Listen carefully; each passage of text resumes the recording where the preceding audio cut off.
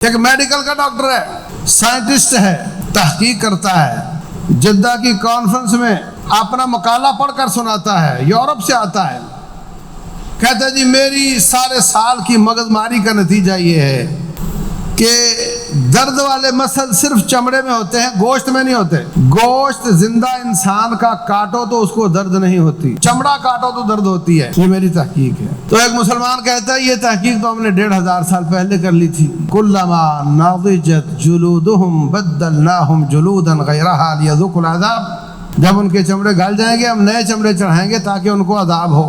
زبان کے چسکے پر قرآن حکیم کی محبت کو قربان کرنا چاہتا ہوں۔ اس وقت ملک کی معیشت کا بیڑا غرق کرنے میں بہت بڑا کردار ان ملٹی نیشنل کمپنیوں کا ہے۔ 10 گھنٹے موبائل پر گزارتے ہو، تفسیر کی اپلیکیشنیں بھی آئی ہوئی ہیں۔ حافظ عبدالسلام بن محمد رحمہ اللہ کی تفسیر کی بھی اپلیکیشن آئی ہوئی ہے، اور اس میں یہ اہتمام بھی ہے کہ آپ اس کو ترجمہ سمیت، تفسیر سمیت کسی کو بھیج سکتے ہو، وہاں سے نکالو بھیج دو، عام کرو اس کو۔ ایتھینٹک چیز ہے، بے فکری والی بات ہے، روزانہ اس کے لیے وقت نکالو۔ کائنات کا بدبخت ترین شخص وہ ہوگا جس کو قرآن نہیں آتا۔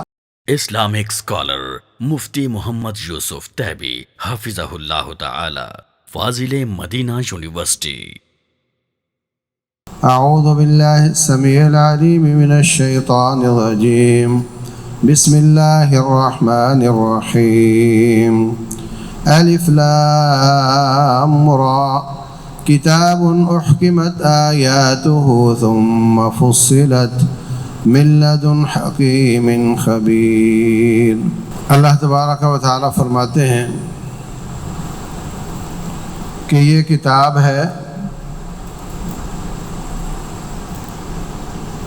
جس کی آیات بہت مضبوط اور محکم ہیں۔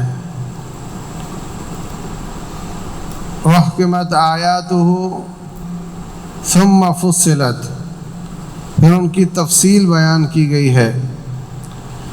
معنوی اعتبار سے بند اور ایسی کہ مغلق جس کی بات سمجھ نہ آئے وہ بھی نہیں ہے، اور احکام بھی ہے، مضبوطی بھی ہے،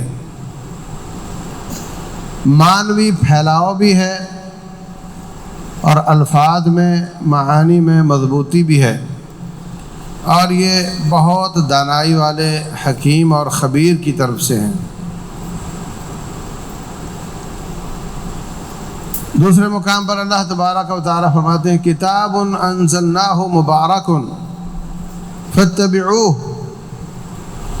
یہ کتاب ہے، اس کو ہم نے نازل کیا ہے، یہ بابرکت ہے، یہ بابرکت ہے، اس کی اتباع کرو، اس کا پیچھا کرو، اس کے پیچھے چلو۔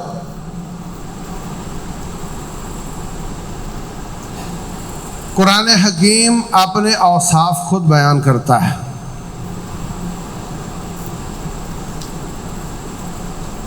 کسی بھی ذات کی بات اتنی اہم ہوتی ہے جتنی وہ ذات اہم ہوتی ہے۔ میں آپ کا روڈ ٹوٹا ہوا ہے لاہور کی طرف آنے والا، میں کہہ دوں بنا دو بھائی، تو وہ نہیں بنے گا۔ اگر وزیر اعظم کہے یہ روڈ بنا دو، بن جائے گا۔ میں نے بھی یہی کہا تھا، اس نے بھی وہی کہا ہے۔ الفاظ ایک ہیں، بات ایک ہے، ذات مختلف ہے۔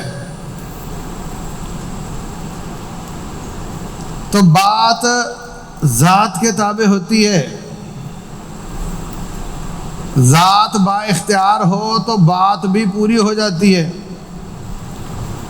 ذات بے اختیار ہو تو بات پوری نہیں ہوتی۔ اور پھر ان حکمرانوں کے تو اختیارات بھی بڑے محدود ہیں، ان کا دائرہ کار بھی بڑا محدود ہے، ان کے اوقات اور ٹینور بھی بہت محدود ہے، تھوڑے وقت کے لیے اختیارات ملتے ہیں، طاقت بھی بڑی کمزور ہے۔ ان کی بولی ہوئی بھی ہر بات پوری نہیں ہوتی، لیکن قرآن حکیم رب ذوالجلال کی بات ہے جس کے اختیارات بھی لامحدود ہیں، لامحدود وقت کے لیے ہیں، اور وہ جتنی عظیم ذات ہے اتنی ہی عظیم اس کی بات ہے۔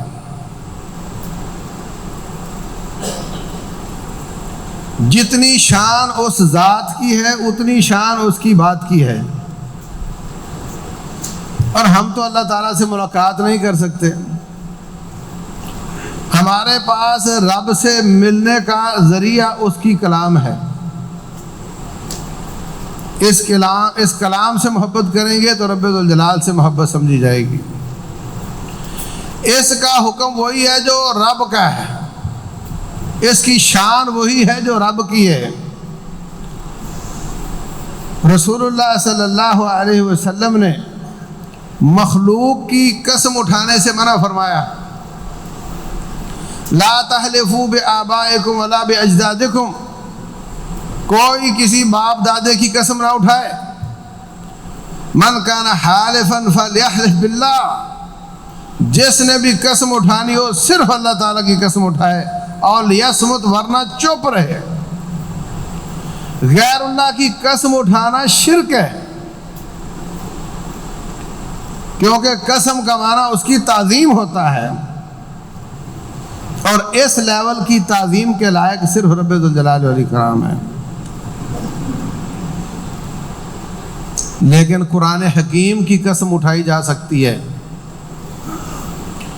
اس لیے کہ یہ غیر اللہ نہیں۔ قرآن کی قسم اٹھانا غیر اللہ کی قسم نہیں ہے، اس لیے کہ یہ مخلوق نہیں۔ کائنات میں یا تو خالق ہے یا مخلوق ہے، تیسری کوئی چیز نہیں۔ جو خالق بھی نہ ہو، مخلوق بھی نہ ہو، کائنات میں ایسی کوئی چیز نہیں۔ خالق ایک ہے، باقی ہر چیز مخلوق ہے، اور قرآن حکیم مخلوق نہیں بلکہ خالق کی صفت ہے۔ اس لیے قرآن کا حلف جائز ہے، قرآن کی قسم اٹھانا جائز ہے، کیونکہ یہ مخلوق نہیں، اور اس کا حکم وہی ہے جو خالق کائنات کا ہے۔ یہ کتنی بڑی بات ہے، اس سے بڑی بات کیا ہو سکتی ہے کہ یہ خالق کی بات ہے۔ اللہ نزل احسن الحدیث، ساری کائنات کی سب باتوں سے جو بہترین بات ہے وہ قرآن حکیم ہے۔ احسن الحدیث، کوئی دل کی بیماری کا نسخہ بیان کرے، کوئی ایٹم بم بنانے کا نسخہ بیان کرے، بڑی قیمتی بات ہے، بڑا راز ہے۔ سب کے سب رازوں اور سب کی سب باتوں سے احسن بات اور اچھی بات، افضل بات اور عظمت والی بات اللہ تبارک و تعالیٰ کی بات، اور یہ تبیان لکل شیء ہے۔ ہر چیز اس کی وضاحتیں ہیں، ہر چیز کی اس میں وضاحتیں ہیں۔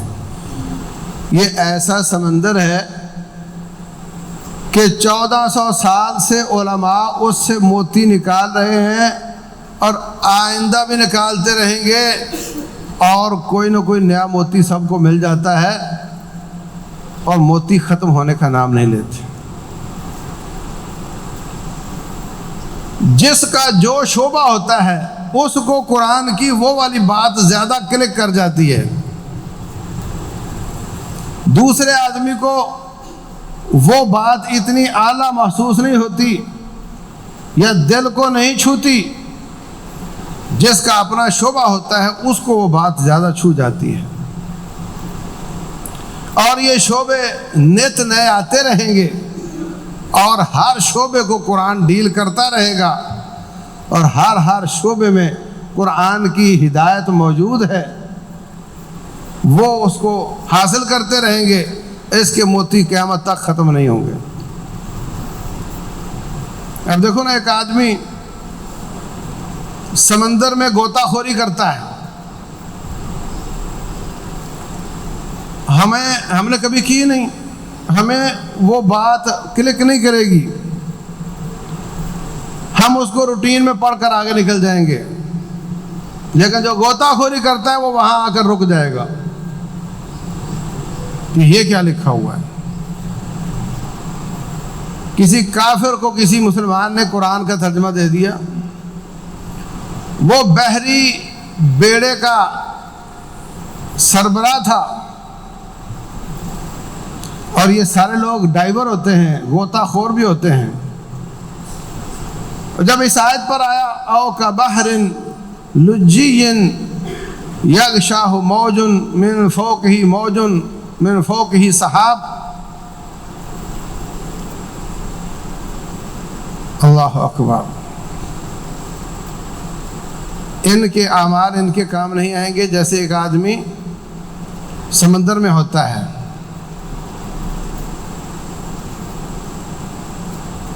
سمندر میں ہوتا ہے، نیچے جاتا ہے،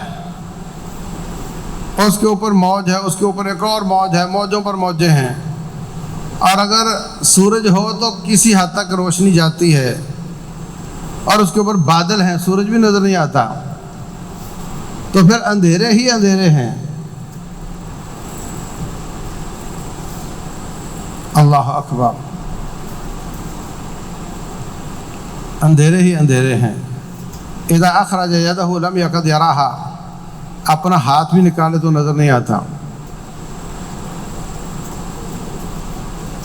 اللہ اکبر، وہ بحری بیڑے کا کپتان وہاں آ کر کے رک گیا، کہتے یہ کیا لکھا ہوا ہے؟ میں تو واقعہ تھا نیچے جاتا ہوں تو ایسے ہی ہوتا ہے، مگر اس کے مؤلف کو کیسے پتہ چلا کہ ایسے ہوتا ہے؟ وہ سمجھتا تھا اس کا مؤلف نبی محمد ہے صلی اللہ علیہ وسلم۔ تو کہتا ہے لگتا ہے کہ میرا پیٹی بھائی تھا، وہ بھی بحری بیڑے کا کپتان ہی ہوگا، اور وہ بھی ڈائیور ہی ہوگا۔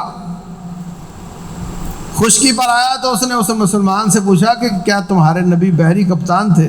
بولے نہیں، انہوں نے تو زندگی میں کبھی سفر تک نہیں کیا سمندر کا۔ تو کہتا ہے یہ کیسے ہو سکتا ہے کہ اتنی باریکی کے ساتھ نیچے کا نقشہ کھینچے اور اس نے کبھی اوپر بھی سفر نہ کیا ہو؟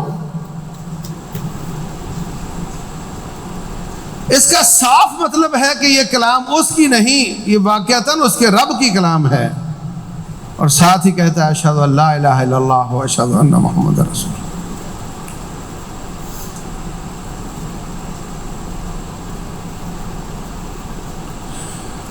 تو اللہ فرماتے ہیں او کا ظلمات فی بحر لجی یغشاہ موج من فوقہ موج من فوقہ سحاب۔ کیسا نقشہ کھینچا ہے! یہ آیت سب کو نہیں سمجھ آئے گی، اس کو جتنی اس کو سمجھ آئے گی۔ ایک میڈیکل کا ڈاکٹر ہے، سائنٹسٹ ہے، تحقیق کرتا ہے، 1 سال لگا دیتا ہے، جدہ کی کانفرنس میں اپنا مقالہ پڑھ کر سناتا ہے، یورپ سے آتا ہے، کہتا ہے جی میری سارے سال کی مغز ماری کا نتیجہ یہ ہے کہ درد والے مسل صرف چمڑے میں ہوتے ہیں، گوشت میں نہیں ہوتے۔ گوشت زندہ انسان کا کاٹو تو اس کو درد نہیں ہوتی، چمڑا کاٹو تو درد ہوتی ہے۔ یہ میری تحقیق ہے۔ تو ایک مسلمان کہتا ہے یہ تحقیق تو ہم نے 1500 سال پہلے کر لی تھی۔ بولے وہ کیسے؟ کہا اللہ تعالیٰ فرماتے ہیں کہ جب جہنم میں چلے جائیں گے والعیاذ باللہ، آگ سے ان کے جسم جل جائیں گے، تو اللہ تعالیٰ نئے چمڑے چڑھائے گا تاکہ ان کو زیادہ درد ہو۔ اللہ اکبر. کلما نضجت جلودہم بدلناہم جلودا غیرہا لیذوقوا العذاب. جب ان کے چمڑے گل جائیں گے ہم نئے چمڑے چڑھائیں گے تاکہ ان کو عذاب ہو. اس کا مطلب گلے جلے چمڑے سے ان کو عذاب کم ہو گیا تھا، کیونکہ درد چمڑے میں ہے، گوشت میں نہیں ہے. تو یہ تحقیق تو ہم نے بہت پرانی کی ہوئی ہے. یہ اس مسلمان نے کھٹ سے جواب کیسے دے دیا؟ اس لیے کہ اس نے قرآن اپنے شعبے کے حساب سے پڑھا تھا. اور قرآن کی آیات دو طرح کی ہیں. ایک آیات تکوینیہ ہیں اور ایک آیات شرعیہ ہیں. آیات شرعیہ کیا ہیں؟ اقیم الصلاۃ، آتوا الزکاۃ، نماز پڑھو، زکوٰۃ ادا کرو. وَلِلَّهِ عَلَى النَّاسِ حِجُّ الْبَيْتِ مَنِ اسْتَطَاعَ إِلَيْهِ سَبِيلًا. اگر طاقت ہو تو حج کرو. فَمَنْ شَهِدَ مِنْكُمُ الشَّهْرَ فَلْيَصُمْهُ. رمضان آئے تو روزے رکھو. یہ آیات شرعیہ ہیں، شرعی احکام بیان ہوئے ہیں. نکاح طلاق کے یہ مسائل ہیں، خرید و فروخت کے یہ مسائل ہیں، والدین کے یہ حقوق ہیں. اور کچھ آیات تکوینیہ ہیں. یوں سمجھو کہ پوری سائنس اس میں اللہ تعالیٰ نے بیان کی. صرف سائنس نہیں بلکہ جغرافیہ اس میں ہے، ہسٹری اس میں ہے، آپ کی علم نجوم یعنی ستاروں کا علم یہ اس میں ہے. ان فی خلق السماوات والارض واختلاف اللیل والنہار لآیات لأولی الالباب.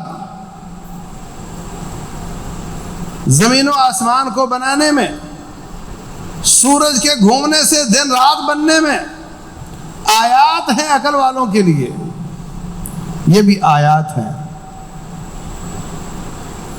پوری زراعت اس میں ہے، پوری میڈیکل، پورے انسان کا جسم، آپ کی پیدائش کے سارے مرحلے.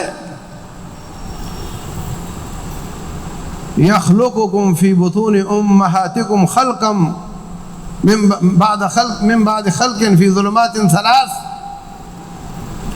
اللہ تعالیٰ تمہیں مرحلہ وار بناتا ہے اور 3 پردوں میں رکھتا ہے.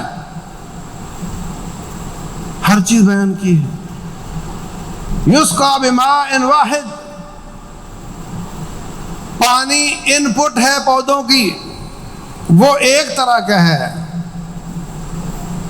ان کا رنگ، پھولوں کا رنگ، ان کے پھل، ان کا رنگ، ان کا ڈیزائن، ان کا مزہ سب مختلف ہیں.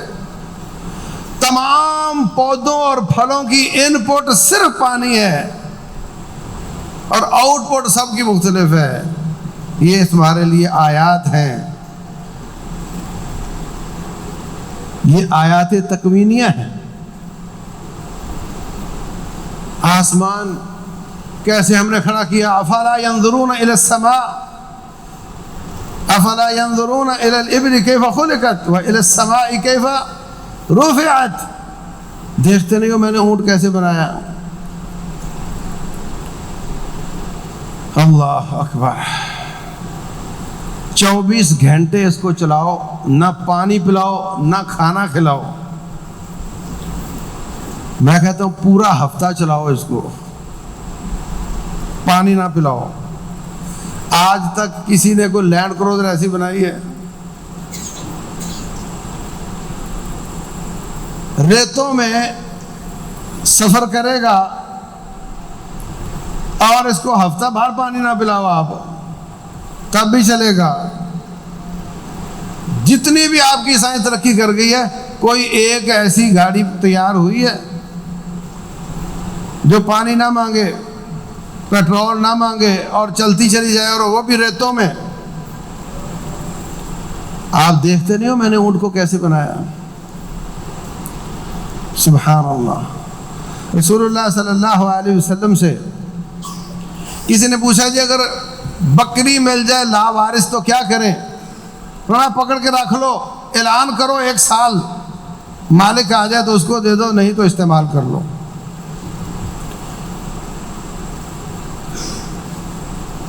پھر کہتے ہیں جی اونٹ اگر لاوارث مل جائے تو آپ کا چہرہ سرخ ہوگا غصے کے ساتھ کہ تو سوال کر کے مجھ سے گنجائش لینا چاہتا ہے، مالا کا والا،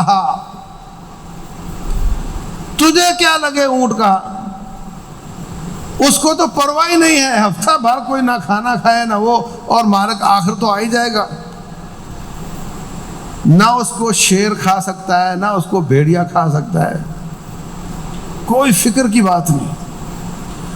نیچے نیچے سے بکریاں پودے کو کھا لیتی ہیں، وہ وہاں سے کھاتا ہے جہاں وہ نہیں کھا سکتی۔ اس کی تجھے کیا فکر ہے؟ اس کو چھوڑ دے، اس کا مالک آئے گا، اس کو حاصل کر لے گا۔ یہ اللہ تعالیٰ کی نشانیاں ہیں۔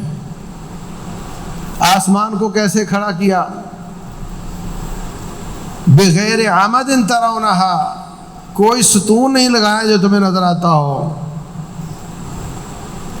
اور یہ ٹھوس ہے، یہ بہت شدید مضبوط ہے۔ سبعا شدادا، 7 آسمان شدید مضبوط، ان کے دروازے ہیں جو پہرے دار کھولتا ہے اللہ کے حکم سے۔ لا تفتح لهم ابواب السماء ولا يدخلون الجنة حتى يلج الجمل في سم الخياط۔ جب نیک آدمی کی روح آسمان کی طرف جاتی ہے، فرشتے نکال کر لے جاتے ہیں، پوچھا جاتا ہے کون آیا ہے؟ فلاں شخص آیا ہے، اللہ کی اجازت ہوتی ہے تو دروازے کھول دیے جاتے ہیں، وہ روح اوپر چلی جاتی ہے۔ اور جو اللہ تعالیٰ کا باغی ہوتا ہے اس کے بارے میں کہا جاتا ہے اس کے لیے دروازہ نہیں کھولا جائے گا۔ معراج والی حدیث میں بھی بار بار یہ ذکر آتا ہے کہ نبی صلی اللہ علیہ وسلم کو لے جایا گیا، آسمان کے دربان سے پوچھا گیا، اس نے پوچھا تم کون ہو، تیرے ساتھ کون ہے؟ اجازت ملی تو دروازہ کھولا تو آپ اوپر گئے۔ سائنس ابھی تک یہ کہتی ہے کہ آسمان دھوئیں کا نام ہے، آسمان حد نگاہ کا نام ہے، تمہاری نظر ایک حد تک دیکھتی ہے، اسی کو تم آسمان کہہ دیتے ہو، آسمان کوئی نہیں ہے۔ سائنس یہ کہتی ہے، قرآن یہ کہتا ہے کہ ایسا نہیں ہے۔ یہ ٹھیک ہے کہ ہمیں آسمان نظر نہ آتا ہو سکتا ہے، لیکن آسمان ہے اور ساتھ ہے اور ٹھوس ہے، مضبوط ہے۔ وَجَعَلْنَا السَّمَاءَ سَقْفًا مَحْفُوظًا، ہم نے محفوظ چھت بنائی ہے اس کو۔ رسول اللہ صلی اللہ علیہ وسلم فرماتے ہیں، فرمایا آطَتِ السَّمَاء وَحُقَّ لَهَا أَن تَعِطْ، آسمان چیختا ہے اور اس کا حق بنتا ہے کہ وہ چیخے، اس لیے کہ اس پر ایک بالشت بھی خالی جگہ نہیں ہے جس پر کوئی نہ کوئی فرشتہ کوئی تسبیح کر رہا ہے، کوئی تکبیر کر رہا ہے، کوئی تحمید کر رہا ہے، کوئی سجدے میں ہے، کوئی رکوع میں ہے، کوئی قیام میں ہے، اپنی اپنی ڈیوٹیوں میں رب ذوالجلال کی عبادت کر رہے ہیں۔ ایک بالشت خالی جگہ نہیں ہے۔ جب ایک تختے پر زیادہ لوگ چڑھ جائیں تو پھر کیا ہوتا ہے؟ اس کی آوازیں آتی ہیں۔ فرمایا اسی طرح آسمان کی آوازیں آتی ہیں۔ اتنا مضبوط ہے، اس قدر مضبوط اللہ تعالیٰ نے اس کو بنایا ہے۔ تو یہ سب معلومات قرآن نے دی ہیں۔ ایک ذرے کو انگریزی میں ایٹم کہتے ہیں، ولا اصغر من ذلک ولا اکبر، اس سے بڑی چیز اور اس سے چھوٹی چیز، یہ سب اللہ کی کتاب میں موجود ہے۔ ذرہ اس کو توڑ کر دو کرنا، اس تصور کی وجہ سے ایٹم بم بنانا ممکن ہوا تھا، اور یہ تصور بھی اللہ تعالیٰ نے قرآن حکیم میں بیان کیا ہوا ہے۔ مالیکیول کا تصور، ایٹم کا تصور۔ تو عزیز بھائیوں، یہ تبیان لکل شیء ہے، ہر چیز کی وضاحتیں اس میں ہیں، کسی کو ملتی ہیں کسی کو نہیں ملتی، کوئی جان لیتا ہے کوئی نہیں جان لیتا، لیکن اس میں اللہ تعالیٰ نے ہر چیز بیان کی ہے، اور اس کا آپس میں کوئی اختلاف نہیں۔ یہ پچھلی ہسٹری بھی بیان کرتا ہے یوسف علیہ السلام کا قصہ، ہود علیہ السلام کا قصہ، شعیب علیہ السلام کا قصہ، ابراہیم علیہ السلام کا قصہ. اب تک کیا ہوتا چلا آ رہا ہے، جو چیزیں تیرے کام کی ہیں وہ اللہ بیان کر دیتا ہے، اور جس میں کچھ لینا دینا نہیں ہے اس کو اللہ تعالیٰ بیان نہیں کرتا. اب موسیٰ علیہ السلام کا قصہ ہے، ان کی والدہ تھیں، موسیٰ علیہ السلام پیدا ہوئے، کہا آپ اس کو سمندر دریا کے حوالے کر دو. موسیٰ کہا ہے، نام نہیں لکھا، ضرورت نہیں. تو اسی طریقے سے جن جن چیزوں کی ضرورت تھی اللہ تعالیٰ نے وہ سب اس میں بیان کر دی. آئندہ کے قصے بھی اس میں موجود ہیں. حتی اذا فتح الیأجوج ومأجوج وهم من کل حدب ینسلون، جب یاجوج ماجوج کو کھولا جائے گا اور وہ ہر طرف سے آ رہے ہوں گے، آئندہ کیا ہوگا وہ بھی اس میں موجود ہے. اخرجنا لهم دابة من الارض تکلمهم، ہم ان کے لیے ایک دابہ نکالیں گے جو لوگوں سے باتیں کرے گی، بہت بڑا جانور ہوگا. یہ قرآن بتا رہا ہے. مرنے کے بعد انسان کے ساتھ کیا ہوگا، سب کے مر جانے سے پہلے قیامت کی نشانیاں کیا کیا آئیں گی، اور پھر جب قبر میں چلا جائے گا، جب حشر میں چلا جائے گا، اعمال نامے دیے جائیں گے، کسی کے سیدھے ہاتھ میں، کسی کے الٹے ہاتھ میں، کوئی الٹا کر کے اٹھایا جائے گا. وَنَحْشُرُهُ يَوْمَ الْقِيَامَةِ عَلَىٰ وُجُوهِهِمْ وَنَحْشُرُهُمْ عَلَىٰ وُجُوهِهِمْ يَوْمَ الْقِيَامَةِ عَلَىٰ وُجُوهِهِمْ عُمْيًا وَصُمًّا وَبُكْمًا، ہم قیامت والے دن کچھ لوگوں کو نابینے، بہرے اور گونگے کر کے الٹا کر کے اٹھائیں گے. وَنَحْشُرُهُ يَوْمَ الْقِيَامَةِ أَعْمَىٰ، بعض لوگوں کو خالی نابینا کر کے اٹھائیں گے. جو ہوگا اس کی وضاحتیں اللہ تعالیٰ نے پچھلی بھی اگلی بھی. پھر جہنم میں کیا کیا ہوگا ایک لمبی کہانی ہے، قرآن حکیم نے بہت وضاحتیں فرمائی ہیں. جنت میں کیا کچھ ملے گا قرآن حکیم نے بڑی وضاحتیں کی ہیں. اور پھر رسول اللہ صلی اللہ علیہ وسلم نے اللہ کے حکم سے احادیث کے ذریعے اور مزید وضاحتیں بھی فرمائی ہیں، اور آیات کا آپ نے ترجمہ اور وضاحتیں بھی کی ہیں. یسرناہ بلسانک، ہم نے قرآن کو آسان کیا تیری زبان کے ساتھ. نبی صلی اللہ علیہ وسلم کی زبان کے ساتھ قرآن کو آسان کیا. وہ اس کی وضاحتیں بیان کرتے ہیں اور اللہ کے حکم سے نئے حکم بھی بیان کرتے ہیں. کچھ چیزیں قرآن حکیم نے حرام کی ہیں. قُلْ لَا أَجِدُ فِي مَا أُوحِيَ إِلَيَّ مُحَرَّمًا عَلَىٰ طَاعِمٍ يَطْعَمُهُ إِلَّا أَن يَكُونَ مَيْتَةً، مردار حرام ہے، اور دمن مسفوحاً، بہتا ہوا خون حرام ہے، اور لحم خنزیر، خنزیر کا گوشت حرام ہے، فَإِنَّهُ رِجْسٌ أَوْ فِسْقٌ أُحِلَّ لِغَيْرِ اللَّهِ بِهِ، اور جو غیر اللہ کے نام پہ پکارا گیا ہو، یہ اللہ تبارک و تعالیٰ نے بیان کیے ہیں. اور رسول اللہ صلی اللہ علیہ وسلم نے اللہ کے حکم سے پاؤں کے ساتھ پکڑ کر شکار کرنے والے جانور، پنجے والے شکاری جانور، گوشت خور اور کچلی والے درندے، ان کو حرام کیا ہے، اور گدھا حرام کیا ہے.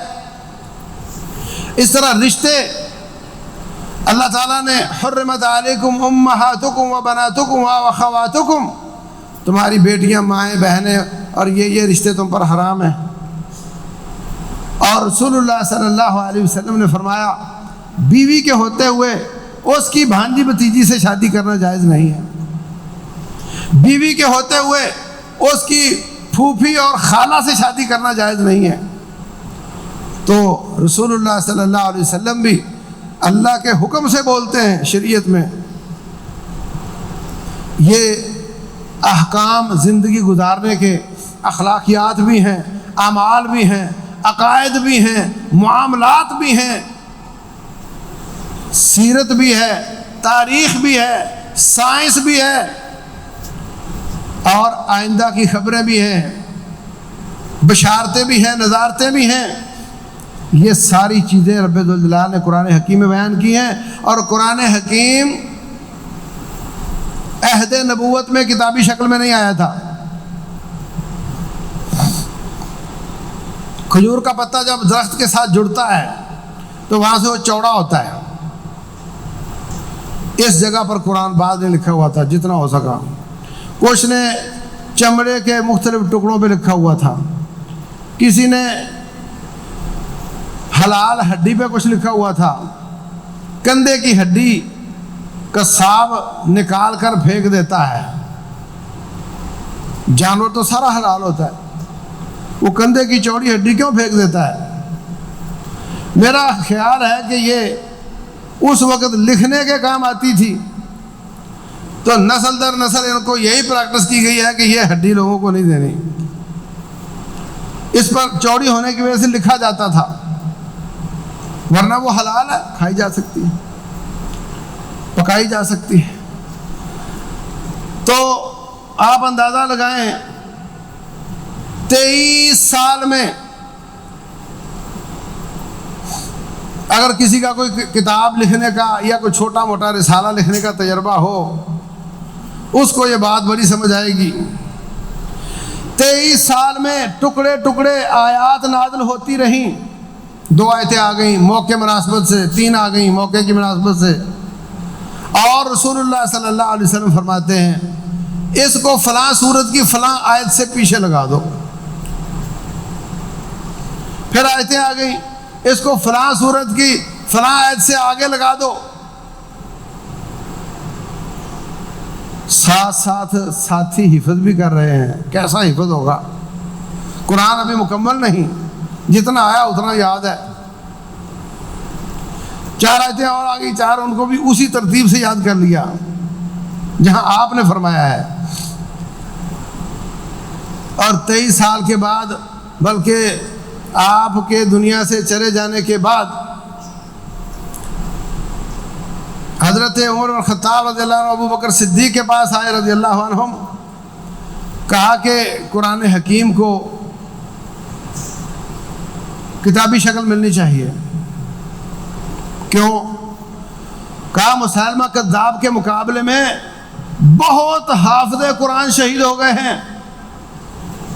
اگر حافظ قرآن اس طرح شہید ہوتے رہے تو مسئلہ بن جائے گا.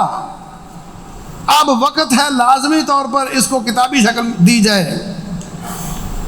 کہا پھر زیادہ ماہر تو زید بن ثابت ہی ہے, اس کو یہ کام دینا چاہیے. وہ کہتے ہیں پہاڑ کو اٹھا کر کے دوسری جگہ پر رکھنا میرے لیے آسان ہوتا جتنا یہ کام میرے لیے مشکل تھا کہ قرآن حکیم کو جوڑنا ہے. یعنی بہت بڑی بات ہے, رب کی کلام ہے. تو انہوں نے پہلے تو انکار کیا, پھر مان گئے. حفاظ کرام کو بھی ان کے بھی مشورہ کرتے, اور جو لکھی ہوئی تھی سب وہ بھی لے لیتے, اور جو نبی صلی اللہ علیہ وسلم کا فرمان تھا اسی ترتیب سے اس کو لکھتے چلے گئے. تو وہ ایک بہترین ترتیب والا قرآن آپ کے سامنے آ گیا. یہ بھی قرآن کا ایک معجزہ ہے. 23 سال میں مختلف, پچھلی آیتیں بعد میں آئی ہوئی ہیں, بعد والی پہلے آئی ہوئی ہیں. اقرا بسم ربک الذی شروع میں آئی تھی, اب ہماری ترتیب میں شروع میں نہیں ہے. الیوم اکملت لکم دینکم یہ آخر میں آئی تھیں, آخر میں آنے والی آیات میں سے ہے. واتقوا یوما ترجعون فیہ الی اللہ, اور وہ اب قرآن میں آخر میں نہیں ہے. آپ کے فرمان کے مطابق کوئی لکھا ہوا نہیں, زبانی باتیں ساری, فلاں جگہ لگا دو, فلاں کے فلاں جگہ لگا دو. اور جب لگا کر دیکھا تو وہ پورا قرآن تھا اور بہترین ترتیب کے ساتھ تھا.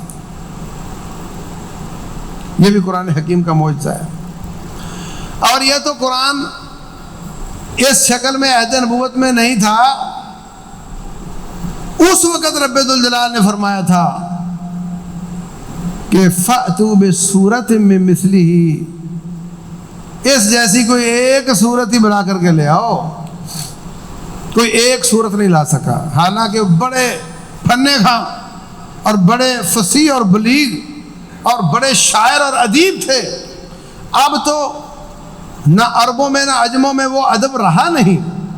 جو اس وقت تھا وہ نہیں لا سکے تو بعد میں کون لا سکتا ہے؟ فرمایا انا نحن نزلنا الذکر وانا لہ لحافظون، یہ ذکر ہم نے نازل کیا ہے. ذکر کا معنی نصیحت، اور یہ نہیں فرمایا قرآن ہم نے نازل کیا ہے ہم اس کی حفاظت کرنے والے ہیں. فرمایا ذکر ہم نے نازل کیا ہے، اور ذکر نصیحت خیر خواہی قرآن کریم بھی ہے اور سنت مصطفیٰ بھی ہے. وہ بھی آسمان سے آنے والی وحی ہے، یہ بھی آسمان سے آنے والی وحی ہے. اور یہ کتنی کمال بات ہے کہ اس کا ایک ایک حرف اللہ تعالیٰ کا بولا ہوا ہے.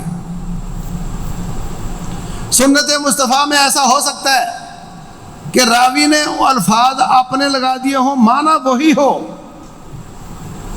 اس میں الفاظ کے وہی ہونے کا ہر جگہ اہتمام نہیں کیا گیا. اس میں بھی بہت احادیث ایسی ہیں جو وہی لفظ ہے وہی معنی ہے، لیکن بعض ایسی بھی ہو سکتی ہیں. لیکن قرآن حکیم میں اس کے ہر حرف کے بارے میں یقین ہے کہ یہ اللہ تعالیٰ کے بولے ہوئے بول ہیں. تو میرے عزیز بھائیوں،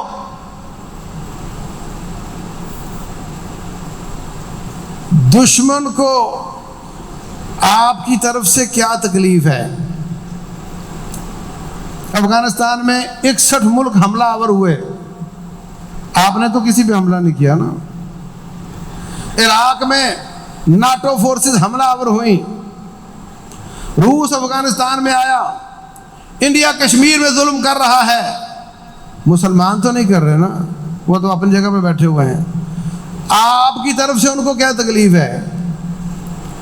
اس بات کا اندازہ لگاؤ کہ وہ جو قرآن جلاتے ہیں ان کو قرآن سے کتنی تکلیف ہے.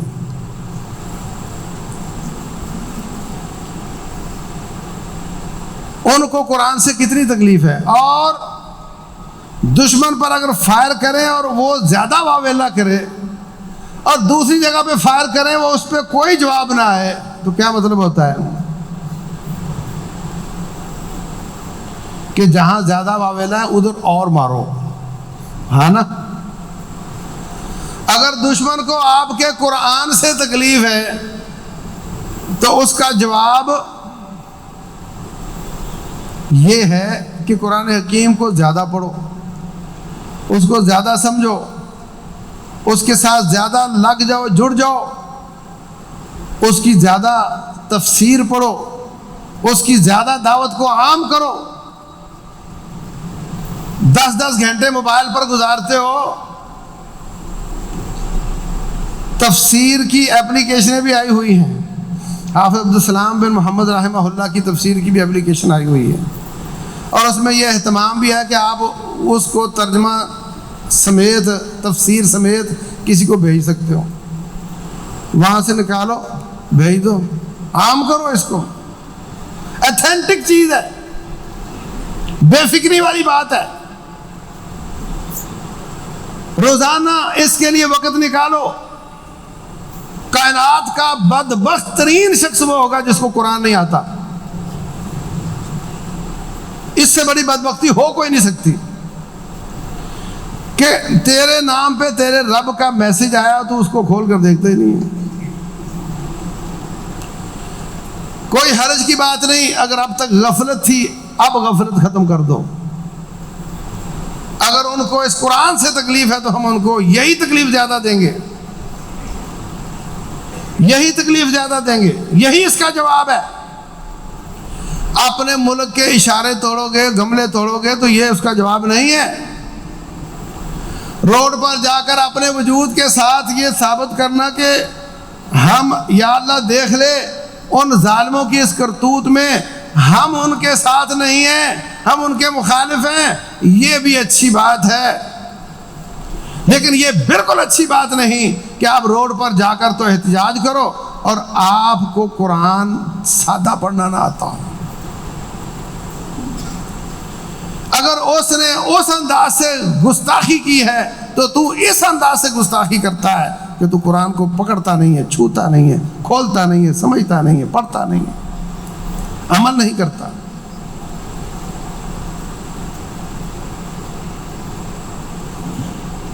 تو میں کیا امید رکھوں کہ اس ان کی گستاخی کے ریئیکشن میں ہم قرآن کے ساتھ زیادہ جڑ جائیں گے. اپنے اوپر لازم کرو ابھی اور یہاں بیٹھ کر، میں نہیں پوچھتا کہ میں ہر نماز کے ساتھ ایک صفحہ ضرور قرآن کا پڑھوں گا. کیا مشکل ہے؟ میں تو 1 منٹ میں ایک صفحہ پڑھ لیتا ہوں، آپ 2-3 منٹ میں پڑھ لو گے، تو کیا 3 منٹ دینا مشکل ہے؟ لیکن 5 صفحے فجر کے بعد نہیں پڑھنے، ہر نماز کے ساتھ ایک ایک صفحہ پڑھنا ہے، تاکہ بار بار قرآن کو کھولو، بار بار قرآن کے ساتھ تعلق جڑے آپ کا. ایک صفحہ زیادہ بھی ہو سکتا ہے. اپنے آپ کے ساتھ طے کر لو 3 آیتوں کا ترجمہ روزانہ پڑھوں گا بیوی بچوں میں بیٹھ کر، اور جو رب کا حکم ہے عمل کرنے کی کوشش کروں گا. اور جہاں تک تعلق ہے بائیکاٹ کا، تو اس کا گستاخیوں سے تعلق نہیں ہے میرے بھائیوں، اس کا ایمان سے تعلق ہے. یہودیوں کے شیل پمپ نے پاکستان میں اپنے سارے حصے فروخت کرنے کا اعلان کر دیا ہے. کیوں؟ اب لوگ کہتے ہیں جی متبادل ہوتا نہیں ہے اور کیا دیتے ہو بائیکاٹ کرو. تو کیا شیل کا متبادل ہے یا نہیں؟ کار ٹیکس امریکیوں کا ہے، ٹوٹل فرانسیسیوں کا ہے. متبادل ہے یا نہیں؟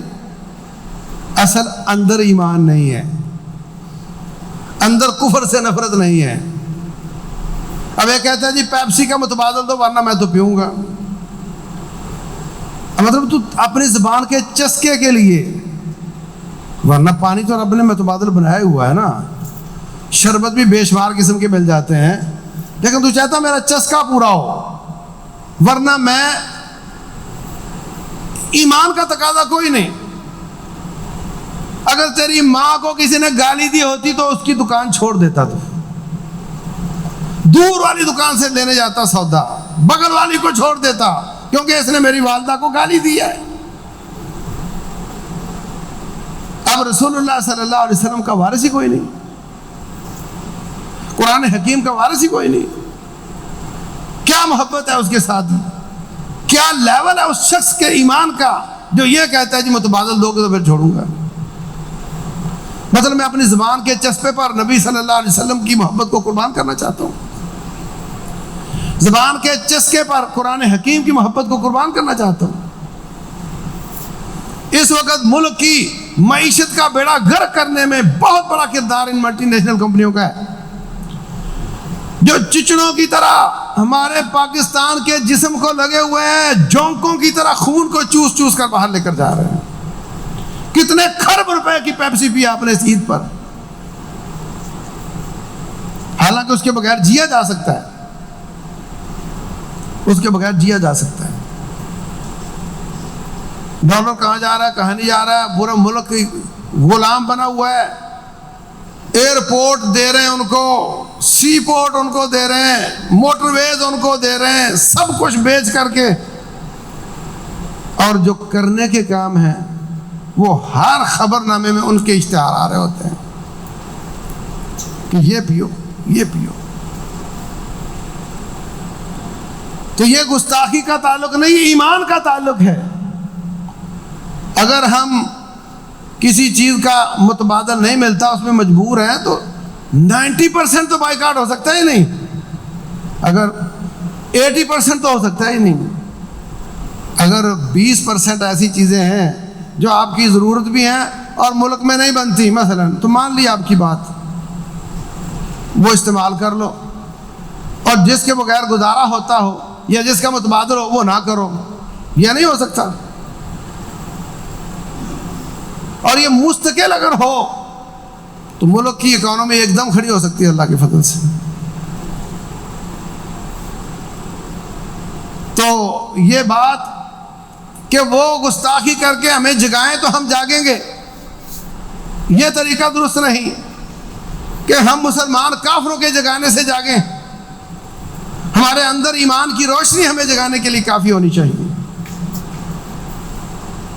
کہ ہم ملکی پیداوار کو استعمال کریں حتی الوسع، متبادل ہو یا نہ ہو، اور جہاں مجبور ہو وہ تھوڑی بہت رہ جائے گی، وہ 10-20%، 30% بھی ہو تو کم از کم 70% تو ملک کا سرمایہ ملک میں رہ سکتا ہے یا نہیں؟ اور ان لوگوں کے اسٹرکچر اتنے بڑے ہوتے ہیں کہ آپ تھوڑا سا دھکا لگائیں یہ گرنے کے لیے تیار ہوتے ہیں، تھوڑا سا دھکا لگائیں۔ ایک کرکٹر نے، یہ فٹ بالر تھا پتہ نہیں، اس کے سامنے پیپسی لائی گئی، اس نے ہٹا دی اور پانی کی بوتل سامنے کر لی۔ 2 سیکنڈ کی اس حرکت نے کتنے بلین کا نقصان کیا اس کمپنی کا، اس کی اس چھوٹی سی حرکت نے۔ اور وہ بھی سوچ کر نہیں کی تھی، اس کا دل نہیں چاہ رہا تھا پینے کو، اس کا پانی پینے کو دل چاہ رہا تھا۔ یہ اتنے نازک ہوتے ہیں، ریت کی دیواریں ہیں، آپ کے دھکے سے گرنے کو تیار ہیں، صرف آپ کانشیس ہو جائیں، سمجھدار ہو جائیں، حساس ہو جائیں۔ اور یہ گستاخی ایک شخص نے نہیں کی ہے،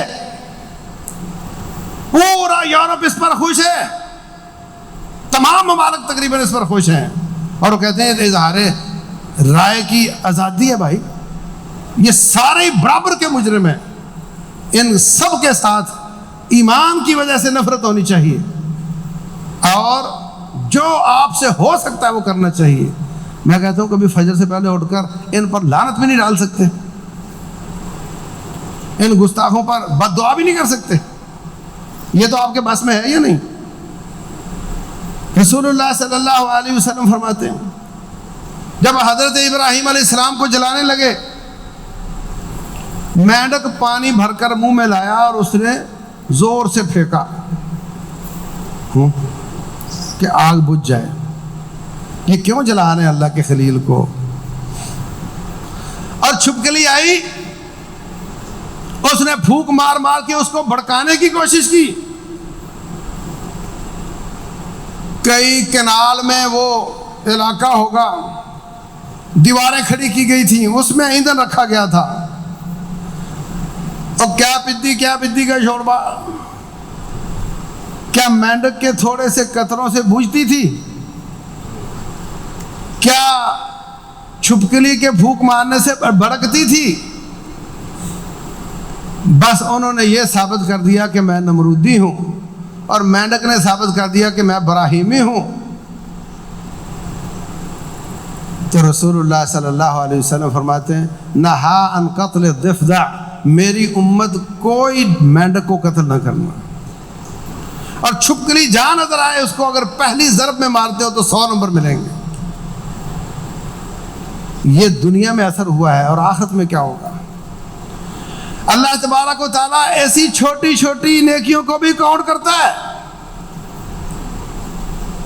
تو یہ مت سمجھ کہ میری ایک کی دعا سے کیا ہوگا، میرے ایک کے 10 روپے کی چیز سے کیا ہوگا۔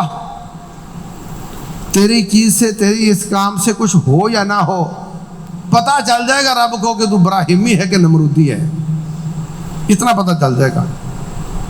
اس لیے اپنی تمام محنتوں کاوشوں کو بیکار نہ سمجھو، اور کبھی بھی اس کو رائے گاہ نہ سمجھو، اور اس کو مستقل بنیادوں پر، ایمان کی بنیاد پر لے کر چلو، تب جا کر فائدہ ہوگا۔ اللہ تبارک و تعالی عمل کی توفیق دے۔ واللہ اعلم، وصلی اللہ وسلم وبارک علی نبینا